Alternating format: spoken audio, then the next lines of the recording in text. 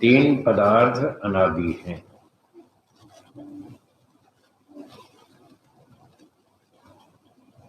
जिसको ये बात समझ में आ जाएगी कि तीन पदार्थ अनादि हैं, उस व्यक्ति को अध्यात्म विद्या समझ में आ जाएगी। और जिसको ये बात समझ में नहीं आई कि तीन वस्तुएं अनादि हैं, फिर उसको कुछ भी समझ में नहीं आएगा। हर जगह उसको भ्रांति या संशय बना रहेगा। इसलिए मैं बार बार कहीं भी जाता हूं तो सबसे पहला सिद्धांत यही पढ़ाता हूं, तीन पदार्थ अनादि हैं। कई लोग तो बोर हो गए सुन के क्या गुरुजी आप जब भी आते हैं वो पहला वाक्य यही बोलते हैं, तीन पदार्थ अनादि हैं। मैंने कहा फिर गिनती तो ऐसे ही होती है ना। किसी को गणित सिखाना हो तो सबसे पहले क्या सिखाएंगे? गिनती तो सिखाएंगे। बिना गिनती सीखे कोई गणित समझ में आएगा क्या? तो जैसे गणित सीखना हो तो सबसे पहले गिनती सीखते हैं, 1 2 3 4 5 6 7 8 9 10। तो ऐसे ही अध्यात्म सीखना है तो सबसे पहला सिद्धांत तो यही है, गिनती तो यही है।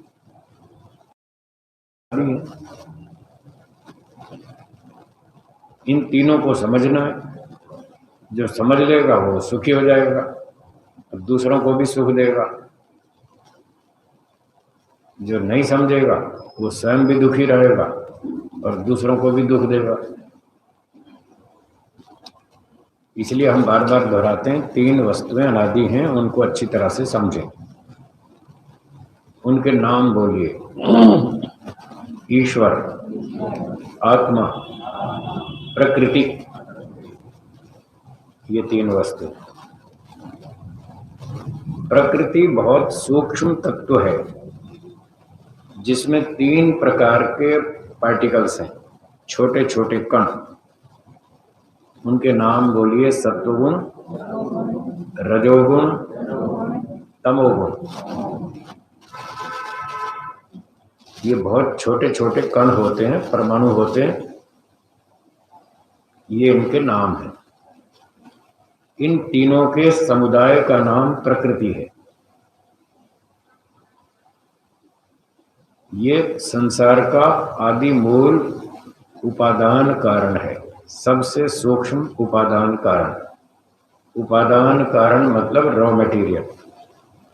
जैसे आप आटे से रोटी बनाते हैं तो आटा कारण द्रव्य है, उपादान कारण है, और रोटी उससे उत्पन्न होने वाला कार्य है। जैसे आटे और रोटी में कारण कार्य संबंध है। कौन सा संबंध है? कारण कार्य। ऐसे ही प्रकृति और संसार में भी कारण कार्य संबंध है। आटे से रोटी बनती है, प्रकृति से संसार बनता है। क्या आटे से रोटी अपने आप बनती है या कोई बनाता है? बनाता है, अपने आप नहीं बनती। ऐसे ही प्रकृति से जो संसार बनता है वो भी अपने आप नहीं बनता, कोई बनाता है, बुद्धिमान बनाता है। रोटी बनाने में भी बहुत बुद्धि लगती है, बहुत टेक्निक से बनाई जाती है रोटी। दाल, सब्जी, रोटी, खीर, पूरी जो भी बनाना हो तो बुद्धिमान लोग ढंग से, व्यवस्था से, सिस्टम से बनाते हैं। ऐसे ही सृष्टि के अंदर भी बहुत सिस्टम से, व्यवस्था से वस्तुएं बनाई गई हैं। तो इसका भी बनाने वाला एक ऐसा पदार्थ है जो बहुत बुद्धिमान है, बहुत शक्तिशाली है, सर्वशक्तिमान है, सर्वज्ञ भी है और सर्वशक्तिमान भी है। उसका नाम ईश्वर है। तो तीन में से एक ईश्वर है जो सृष्टि को बनाता है, और एक प्रकृति है जिससे सृष्टि को ईश्वर बनाता है। ऐसे दो चीज हो गई। एक और रह गया तीसरा, वो है आत्मा। और वो आत्मा है आप और हम आत्मा है।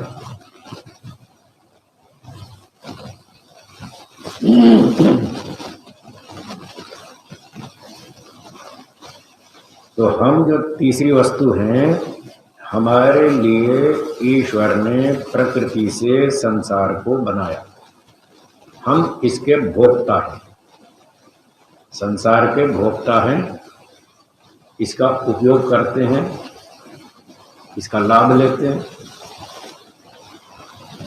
बस ये तीन चीजों को समझना।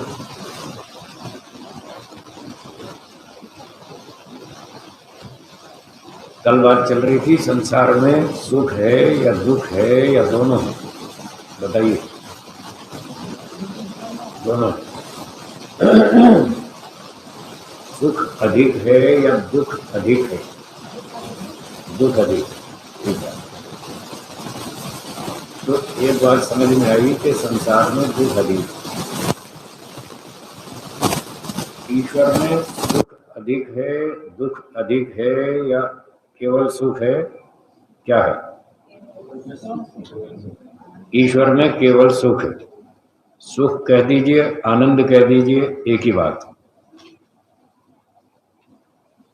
तो ऐसे आत्मा जो है वो तुलना करता है, जो भी चीज उसके सामने आती है वो तुलना करता है।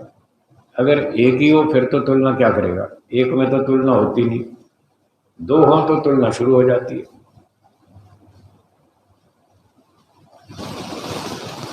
एक छोटा बच्चा है, उसके सामने आप एक 5 रुपए का सिक्का रख दें, एक 2 रुपए का, वो कौन सा सिक्का उठाएगा? है 2 का उठाएगा। क्यों? बड़ा है।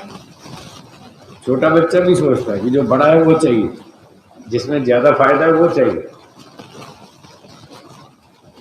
पर क्या 2 रुपए का सिक्के की कीमत ज्यादा है या 5 वाले की? पर उसको ये लगता है कि 2 वाला अच्छा है, इसमें फायदा है, जबकि उसका सोचना गलत है। फिर भी सिद्धांत तो वही है, जिसमें फायदा है वही चीज पकड़नी चाहिए, सिद्धांत वही है। अब ये तो समझ की भूल है उसकी कि वो 2 वाले को ज्यादा फायदे में समझ रहा है, वो तो अभी क्या है उसको नहीं मालूम, कोई बात नहीं। जो स्थिति उस बच्चे की है वही स्थिति सारी दुनिया भर की है। आत्मा के सामने 2 सिक्के हैं, एक 2 रुपए का, एक 5 रुपए का। प्रकृति 2 रुपए का सिक्का है और ईश्वर 5 रुपए का सिक्का है। हाँ जी, दृष्टांत समझ में आ रहा है ना? प्रकृति कितने रुपए वाला सिक्का है? 2 वाला, दिखता बड़ा है पर कीमत कम है। ईश्वर 5 रुपए का सिक्का है, वो दिखता ही नहीं, थोड़ा बहुत दिख भी जाए तो फिर उसमें ज्यादा मजा नहीं। संसार में जो आनंद है, ईश्वर में आनंद कहाँ है? वो लोगों को समझ में नहीं आया। ईश्वर अच्छा है, ईश्वर से लाभ अधिक है, ये बात लोगों को समझ में नहीं आई। और ये समझ में आई ईश्वर तो बस ऐसे ही है, उसमें तो खाली खाली, कोई आनंद नहीं है, उसकी कीमत कम है और संसार की कीमत ज्यादा है, ऐसा लोगों को समझ में आ रहा है। वही बच्चे की तरह, उसको 2 रुपए का सिक्का बढ़िया लग रहा है, तो बच्चा क्या चुनेगा, 5 वाला सिक्का या 2 वाला? 2 वाला। तो लोगों ने भी 2 वाला सिक्का पकड़ रखा है, संसार को पकड़ रखा है और ईश्वर को छोड़ रखा है। जब वो बच्चा बड़ा हो जाता है, समझने लगता है कि 2 रुपए का सिक्का दिखने में तो बड़ा है पर कीमत कम है, जब वो समझ जाता है कि 5 का सिक्का छोटा है देखने में पर इसकी कीमत ज्यादा है, फिर वो कौन सा चुनेगा? फिर 5 वाला चुनेगा। अब उसको तत्व ज्ञान हो गया। पहले मिथ्या ज्ञान था, अब तत्व ज्ञान हो गया। मिथ्या ज्ञान के कारण वो संसार को अच्छा समझ रहा था और ईश्वर को अच्छा नहीं मान रहा था। अब उसको ठीक समझ में आई तो अब वो ईश्वर को अच्छा मानने लगा, संसार को उससे कम मानने लगा। तो जब ये तीनों तत्वों का हमें ठीक ठीक ज्ञान हो जाएगा, तब हम भी 2 रुपए का सिक्का छोड़ देंगे और 5 वाला चुन लेंगे। बस यही करना हमको। तो कल बात चल रही थी, संसार में दुख है, बहुत सारा दुख है, सुख तो कम ही है। पर वो जो थोड़ा थोड़ा सुख है ना, वो इतना अच्छा लगता है, इतना चमकीला लगता है कि आदमी उसी में फंस जाता है। वही बच्चे की तरह।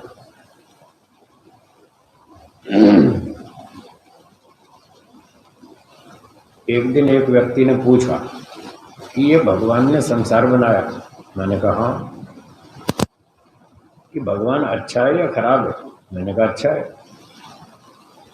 उसका स्वभाव कैसा है? मैंने कहा बहुत अच्छा है।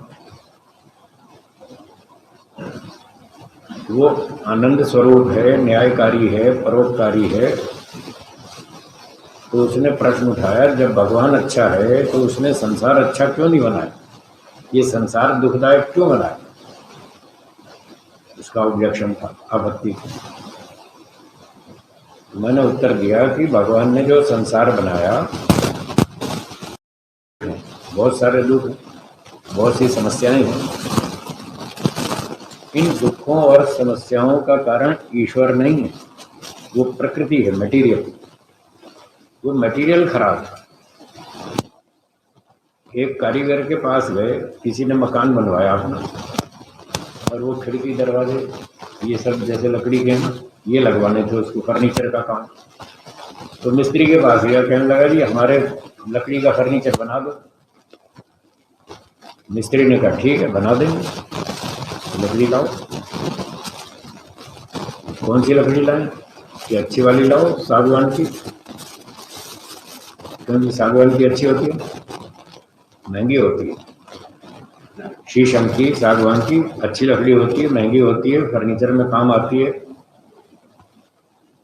और कीमत ज़्यादा होती है। और आम की लकड़ी सस्ती होती है और वो फर्नीचर के लिए अच्छी नहीं होती।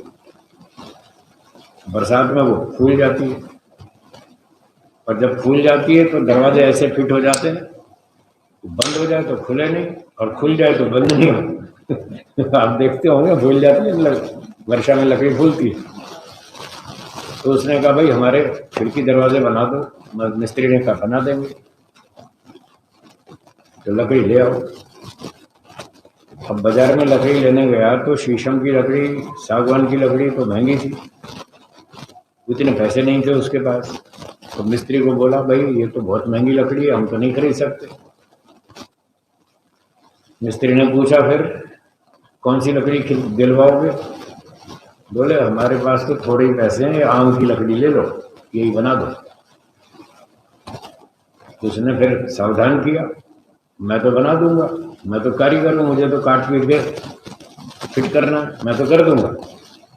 फिर जब वर्षा आएगी तब ये लकड़ी फूलेगी और आपके दरवाजे फिर आपको परेशान करेंगे। फिर मत चिल्लाना, फिर मुझे मत कहना कि ये कैसे दरवाजे बनाए। ये दरवाजे फिर ऐसे ही होंगे, आपको परेशान करेंगे। अब उसने इतनी दूर की नहीं सोची जो मकान बनवा रहा था। उसने कहा चलो जो होगा देखी जाएगी, अभी तो तुम बनाओ। अब हम क्या करें, हमारे पास पैसे नहीं, मजबूरी है, जो भी है लकड़ी वही बनानी पड़ेगी। तो उसने कहा ये आम की लकड़ी खरीद लो और इसी से बना दो। उसने बना दिया मिस्त्री ने। और धीरे धीरे जब वर्षा ऋतु आई और वायु में वो नमी बढ़ गई और लकड़ी फूल गई, वही हुआ जो होना था। जब लकड़ी फूल गई तो दरवाजे ऐसे फिट हो गए, वो खुले नहीं। खुल जाए तो बंद नहीं हो, बंद हो जाए तो खुले नहीं। अब वो जाके फिर शिकायत करने गया मिस्त्री के पास, ये क्या तुमने फर्नीचर बनाया, क्या दरवाजे बनाए कि खुल जाते हैं तो बंद नहीं होते, बंद हो जाते हैं तो खुलते नहीं, ये तो बेकार है दरवाजे। अब जो उसने शिकायत की मिस्त्री को, बताइए मिस्त्री का दोष है क्या? किसका दोष है? लकड़ी का। तो लकड़ी खराब है तो उसमें मिस्त्री क्या करेगा? मिस्त्री ने फिर भी उसको काट पीट के बढ़िया शक्ल दिखाई और बढ़िया रूप रंग बना के दरवाजे फिट कर दिए। तो जब वो वर्षा ऋतु में दरवाजे खुलते नहीं, बंद नहीं होते ठीक तरह से, तो उसमें दोष किसका है? लकड़ी का। कारीगर का दोष नहीं है, तो समझदार है, बुद्धिमान, बढ़िया बनाएगा। तो यही स्थिति संसार के बारे में भी है। ईश्वर तो मिस्त्री है और मटेरियल तो सत्वरहितम प्रकृति है। प्रकृति जो मटेरियल है वही खराब है। उस खराब मटेरियल से भगवान ने इतना अच्छा चमकीला संसार बनाया। उसने तो अपनी कलाकारी पूरी दिखाई। फिर उसने पूछा कि प्रकृति में क्या खराबी है, मटेरियल में क्या खराबी है। मैंने कहा सुनो, प्रकृति में 3 तरह के पार्टिकल्स बताए थे। कौन कौन से? हाँ, सत्वगुण, रजोगुण, तमोगुण। इन 3 में से अच्छा तो केवल एक ही है, वो है सत्वगुण, वो सुख देता है। अब दूसरा है रजोगुण, वो दुख देता है।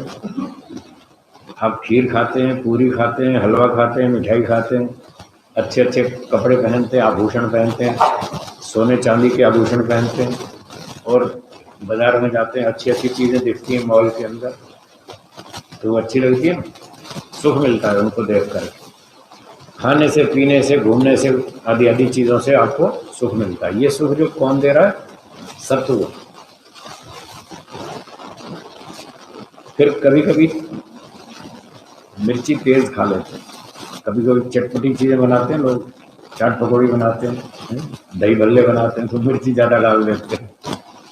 कहीं भूल से डल जाती है, कहीं जानबूझ के करते हैं कि आज थोड़ा चटपटा खाएंगे। अब वो चटपटा खाते हैं, ज़्यादा मिर्ची हो जाती है, फिर मुँह जलता है, फिर दुख होता है, सी करते हैं, फिर ऐसे ऐसे करते हैं। तो ये जो जलन होती है, कष्ट होता है, कभी पाँव में पत्थर चुभ जाता है, कांटा चुभ जाता है, चाकू से उंगली कट जाती है, तो ये जो कटपट जाते हैं शरीर के अंग और कांटे चुभते हैं और तेज मिर्ची खा लेते हैं, तो उससे क्या होता है? दुख होता है। ये जो दुख दे रहा है, ये कौन दे रहा है? रजोगुण। हाँ जी, कौन दे रहा है? रजोगुण। तो रजोगुण तो सीधा ही दुख देता है, जलन पैदा करता है, परेशानी पैदा करता है। और तीसरा क्या था? तमोगुण। वो तो और भी खराब है। जैसे किसी ने भांग खा ली, भांग पी ली, बस फिर देखो उसका क्या हाल होगा। शराब पी ली खूब सारी, फिर देखो दिमाग पे कंट्रोल नहीं रहता। तो ये तमोगुणी भोजन है, तमोगुणी वस्तुएं हैं। शराब, सुल्फा, गांजा, भांग, तंबाकू, ये और बुद्धि को खराब करते हैं, शरीर को भी रोगी बनाते हैं। ये तमोगुण भी दुखदायक है, मूर्ख बनाता है, नशा पैदा करता है, पागल बनाता है। अब बताइए 3 में से अच्छे कितने हुए? 1। और खराब कितने हुए? तो 2/3 मटेरियल खराब है और अच्छा केवल 1/3 है। फिर भी उस 1/3 से भी भगवान ने इतनी चमकीली दुनिया बनाई है, लोग इसको छोड़ने को तैयार नहीं, चिपके बैठे संसार में, छोड़ना नहीं चाहते, जबकि इसमें 2/3 मटेरियल गड़बड़ है, दुखदायक है, नशा पैदा करता है, पागल बनाता है, मूर्खता, अविद्या उत्पन्न करता है। फिर भी दुनिया को छोड़ने को तैयार नहीं लोग। तो बताओ, कमी मटेरियल में है या कलाकार में? मटेरियल में कमी। प्रकृति खराब है, ईश्वर का कोई दोष नहीं, उसने तो पूरी चमत्कार दिखाया, आपने पूरी कलाकारी दिखाई। कभी कभी आप देखते हैं ना, लोग वेस्ट मटेरियल से कुछ चीजें बनाते हैं। चंडीगढ़ में आपने वो देखा होगा, रॉक गार्डन देखा है? टूटी फूटी कप प्लेट, बेकार का वेस्ट मटेरियल, उसको जोड़ जोड़ के कितना अच्छा रॉक गार्डन बना दिया, दुनिया देखने आती है, टिकट भी लगती है उस पर। ऐसे और भी बहुत सारी चीजें बनाते हैं लोग टूटे फूटे मटेरियल से। तो टूटे फूटे बेकार खराब मटेरियल से भी लोग इतनी बढ़िया उपयोगी चमकीली वस्तुएं बना देते हैं। ईश्वर ने भी ऐसा ही किया, बेकार सा मटेरियल था प्रकृति, और उससे इतनी अच्छी चमकीली दुनिया बना दी। तो जब लोग ये पूछते हैं कि ये संसार में इतना दुख क्यों बनाया ईश्वर ने, तो ही खराब। अब जो भी आपके सामने, संसार भी आपके सामने और ईश्वर भी सामने, आपको चुनाव करना। तो आत्मा जो है, जब 2 वस्तु उसके सामने आती हैं तो वो तुलना करता है और तुलना करके जो अच्छी लगती है वो उसको चुन लेता है, चाहे वो अच्छी हो या ना हो, उसको अच्छी लगती है, बस वो उसको चुन लेता है। इस मनोविज्ञान को समझें। संसार में लोग बहुत सारे काम करते हैं, कुछ लोग अच्छे काम भी करते हैं, कुछ लोग बुरे काम भी करते हैं। हाँ या ना? करते हैं ना? जो लोग बुरे काम करते हैं, गलत काम करते हैं, उनको क्या पता नहीं है कि हम गलत कर रहे हैं? पता है। फिर क्यों कर रहे हैं? क्या गलत काम करना चाहिए? नहीं करना चाहिए।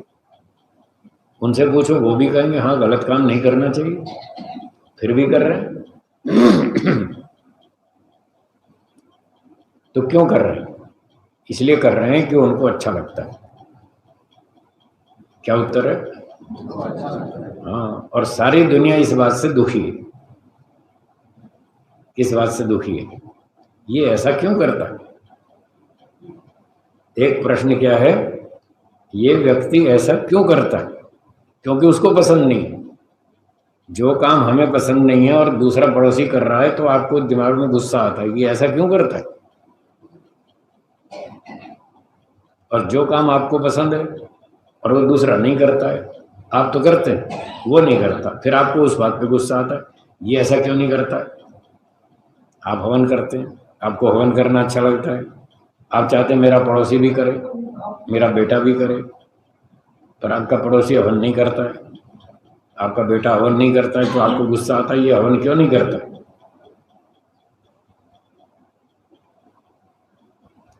आप रात को जल्दी सोते हैं, आप चाहते हैं आपका बेटा भी रात को जल्दी सो जाए, पर वो नहीं सोता,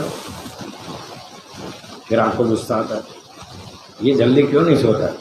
10 बार समझा लिया इसको, ये जल्दी क्यों नहीं सोता है। फिर आप जल्दी सोते हैं तो जल्दी उठ जाते हैं, थोड़ा व्यायाम भी करते हैं। आप चाहते हैं आपका बेटा भी जल्दी सो जाए, जल्दी उठ ले और व्यायाम भी कर ले, थोड़ा सा उसको फायदा होगा। पर ना वो बेटा आपका न तो जल्दी सोता है, न जल्दी उठता है, न वो व्यायाम करता है, फिर आपको गुस्सा आता है, ये क्यों नहीं करता है। मैं जो कह रहा हूँ ठीक है या गलत? ठीक है ना? ऐसा ही है ना? अब इन दोनों प्रश्नों का उत्तर सुनिए। पहला प्रश्न, ये ऐसा क्यों करता है। दूसरा प्रश्न, ये ऐसा क्यों नहीं करता है। इन दोनों का उत्तर है उसकी बुद्धि ऐसी है। क्या बोला दोहरा जी? हाँ, ये दोनों प्रश्नों का एक ही उत्तर है। वो ऐसा क्यों करता है, उसकी बुद्धि ऐसी है। वो ऐसा क्यों नहीं करता है, उसकी बुद्धि ऐसी है। तो जैसी बुद्धि है वैसा ही तो करेगा। शराब पीनी चाहिए? नहीं पीनी चाहिए। फिर पीने वाला क्यों पी रहा है, उसकी बुद्धि ऐसी है, उसको अच्छा लगता है, उसकी इच्छा ऐसी है। तो जिसकी जैसी इच्छा है, जैसी बुद्धि है, जैसे उसके संस्कार हैं, वो उस काम को करता है, चाहे वो ठीक हो चाहे गलत। व्यक्ति इस बात की परवाह नहीं करता कि मैं जो कर रहा हूँ वो ठीक है या गलत, इसकी ज्यादा चिंता नहीं करता। वो तो ये सोचता है मुझे अच्छा लगता है, बस मुझे करना है, बात खत्म। अगर उसको ये समझ में आ जाए कि मैं गलत कर रहा हूँ, मुझे दूर तक इसका दंड भोगना पड़ेगा, अगर ये समझ में आ जाए तो वो रुकेगा, तब गलती नहीं करेगा। क्योंकि नियम है, दंड के बिना कोई सुधरता नहीं। अब दंड उसको दिखता नहीं, वो दंड समझ में आता नहीं, इसलिए वो गलत काम को छोड़ता नहीं। जो भी गलत काम करता है उसको तात्कालिक लाभ तो होता ही है, थोड़ी देर का तो सुख मिलता ही है। अगर तात्कालिक रूप से थोड़ी देर का सुख न मिलता होता तो वो करता ही नहीं गलत काम, और उसको गलत काम करने में मजा आता। थोड़ा तो मजा आता ही है उसी समय, पर दूर बाद में मुझे दंड मिलेगा ये उसको समझ में नहीं आया, इसलिए करता है। और अच्छा काम क्यों नहीं करता? इसलिए कि उसको अच्छे काम का फल समझ में नहीं आया, उसका लाभ समझ में नहीं आया। जब तक लाभ समझ में नहीं आएगा, कोई भी व्यक्ति अच्छे काम को नहीं करेगा। ये मनोविज्ञान का सिद्धांत है। इस सिद्धांत को आप समझ लेंगे तो आप बहुत सुखी हो जाएंगे। और जो छोटी छोटी बातों पर दुखी होते रहते हैं, देखो साहब ट्रैफिक कैसा है, इनको चलाने की अकल नहीं है कि कोई इधर से घुस जाता है, कोई उधर से घुस जाता है, इनको तमीज नहीं कैसे सड़क पे चलना चाहिए। सरकार देखो कितनी खराब है, खड्डे देखो सड़क पे कितने हैं, सारी गाड़ी क्यों हिलती जाती है, सारे अंजर पंजर हिल जाते हैं गाड़ी के, और फिर इसके कारण दुर्घटनाएं होती। वो सारा दिन गाली देते रहेंगे, कभी सरकार को गाली देंगे, कभी बिजली वालों को, कभी सड़क वालों को, कभी किसी को। भाई इसी बात में सारी दुनिया दुखी है सारा दिन। तो इस दुख से आप चाहें तो बच सकते हैं, यदि बचना चाहें तो बच सकते हैं। दोनों प्रश्नों का उत्तर इतना ही है, जिसकी जैसी बुद्धि है वो वैसा काम करेगा, और आपके सुधारने से वो सुधरेगा नहीं, ये भी समझ लो। आप जो दिन भर अपनी टीका टिप्पणी करते रहते हैं, ये सड़क कितनी खराब है, ये ट्रैफिक कितना ज्यादा है, ये रेडी वालों ने सड़क घेर रखी है, ये अपनी रेडी अलग क्यों नहीं लगाते, सरकार ने इतनी चौड़ी सड़क बनाई, इन्होंने दबा रखी है सड़क, और ये ट्रैफिक को परेशानी है, ये आप अपनी टीका टिप्पणी करते रहो और दुखी होते रहो, उससे रिजल्ट तो कुछ नहीं आएगा, उल्टा आपका दुख बढ़ेगा। उस दुख से चाहें तो आप बच सकते हैं। ये सोच लें भाई इन लोगों की बुद्धि ऐसी है, ये स्वार्थी लोग हैं, इनको मुफ्त का माल चाहिए, जहां मर्जी कब्जा कर लेते हैं, दूसरे की जमीन पे कब्जा कर लेते हैं, सड़क पे कब्जा कर लेते हैं, इनकी बुद्धि ऐसी है, ऐसा ही करेंगे। अब पुलिस वाले भी वहीं खड़े गाड़ी लेकर के, वो भी नहीं हटा रहे, उनको उनसे पैसे मिलते हैं, फिर आप पुलिस वालों को गाली देंगे, ये पुलिस वाले रिश्वत खाते हैं, इसलिए इनको हटाते नहीं। अब पहले तो रेडी वालों को गाली दो, फिर पुलिस वालों को गाली दो, फिर सड़क वालों को, और गालियां देते रहो और दुखी होते रहो, रिजल्ट कुछ भी नहीं आएगा। तो इन सारी समस्याओं का एक ही समाधान है, ये ऐसे लोग हैं ऐसे ही करेंगे, आप दुखी मत हो, बस संतोष का पालन करो, यहाँ ऐसे ही चलता है, ऐसे ही चलेगा। हाँ आपके पास सत्ता है, अधिकार है, डंडा है, ताकत है, तो फिर करो, या फिर जिसके पास अधिकार है, सत्ता है, उसको जाके शिकायत करो, कलेक्टर साहब को बोलो जाके, पुलिस कमिश्नर साहब को बोलो कि साहब ये गड़बड़ हो रही है, इसको ठीक करवाओ।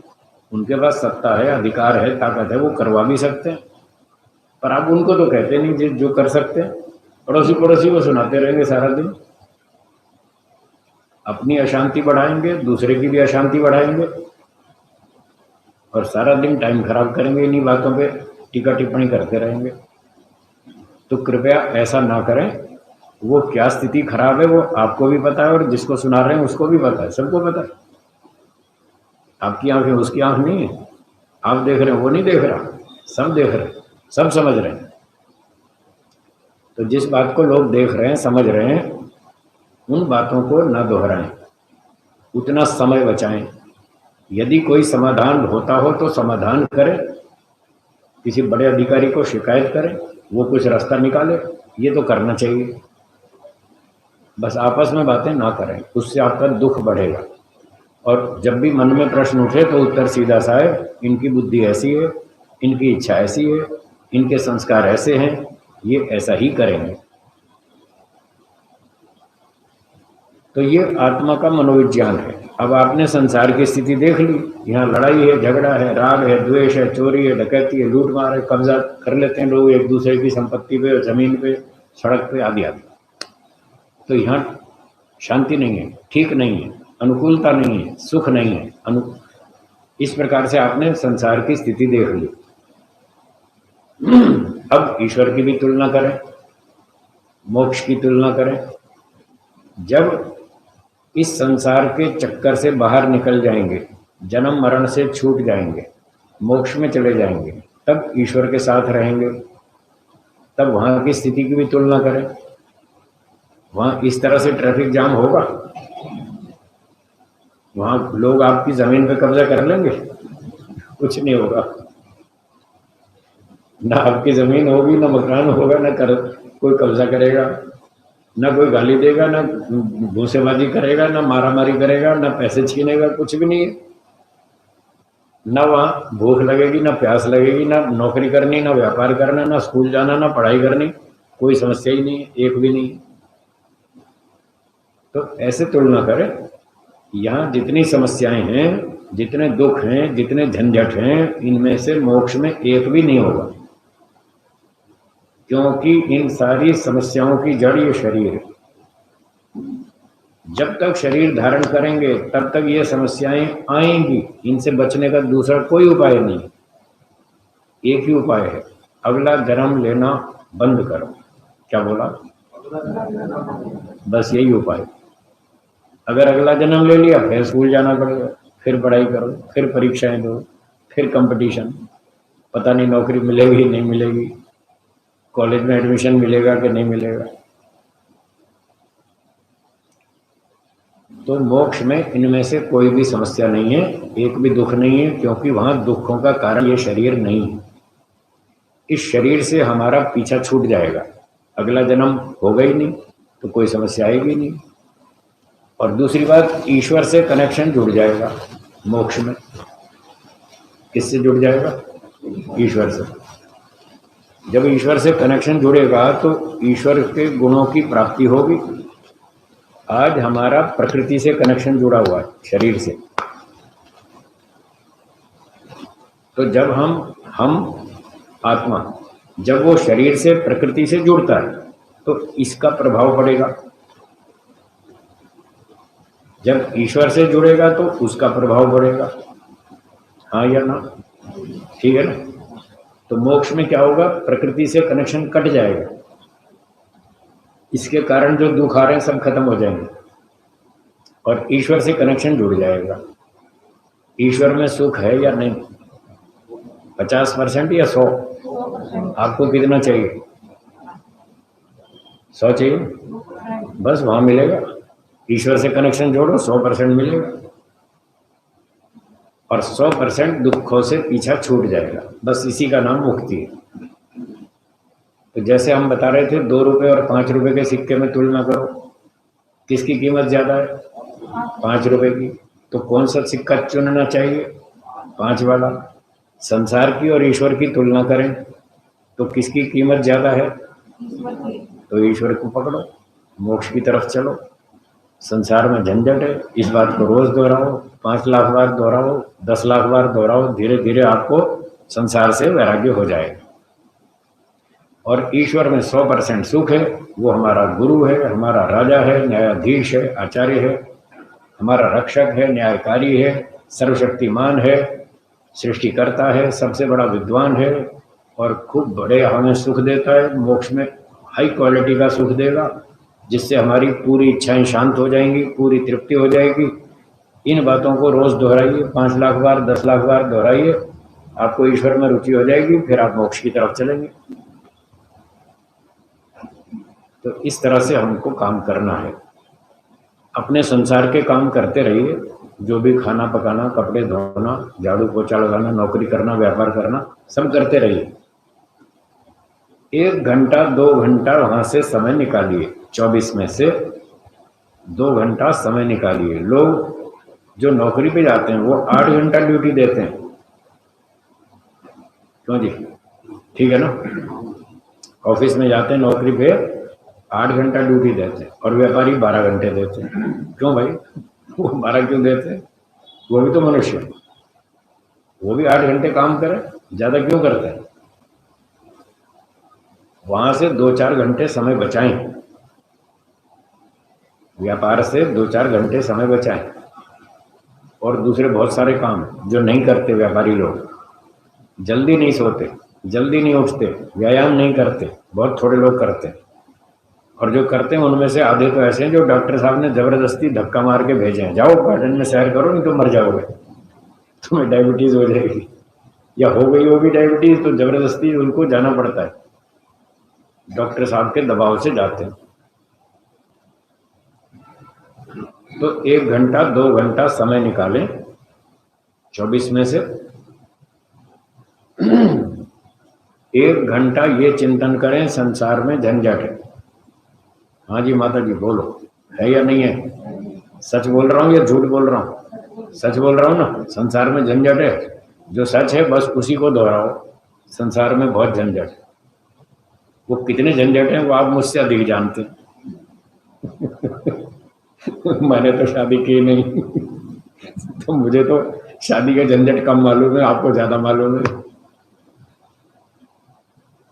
तो संसार में बहुत झंझट है, इस बात को रोज दोहराएं, 1 घंटा इस बात को दोहराएं, और 1 घंटा इस बात को दोहराएं कि ईश्वर में बहुत आनंद है।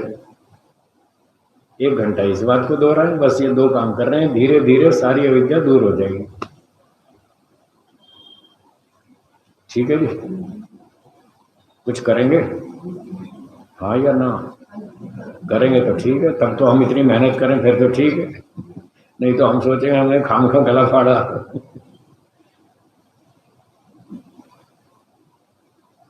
तो ईश्वर का ध्यान करना चाहिए, थोड़ा समय निकालना चाहिए, 15-20 मिनट कम से कम सुबह, 15-20 मिनट शाम को, थोड़ा थोड़ा समय निकालें। वो टाइम टेबल आपको एडजस्ट करना है, कितने बजे सोना, कितने बजे उठना, कितने बजे भोजन बनाना, कितने बजे व्यायाम करना, कितने बजे ध्यान करना। अपनी अपनी सुविधा से स्वयं टाइम टेबल बनाएं, जिसको जब अनुकूल हो तभी करें, पर करें जरूर, आगे पीछे कहीं ना कहीं समय जरूर निकालें, तब तो लाभ होगा। क्या भोजन खाए बिना जीवन चलेगा? नहीं चलेगा।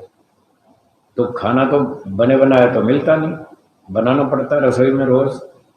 अगर रसोई में घुसेंगे नहीं तो क्या खाने को मिलेगा? नहीं मिलेगा, तो जाना ही पड़ता है, मजबूरी है, उसके बिना गाड़ी नहीं चलती। जो भोजन खाते हैं उससे शरीर को शक्ति मिलती है, तो हमारे शरीर में शक्ति आती है तो हम अच्छी तरह से काम कर सकते हैं।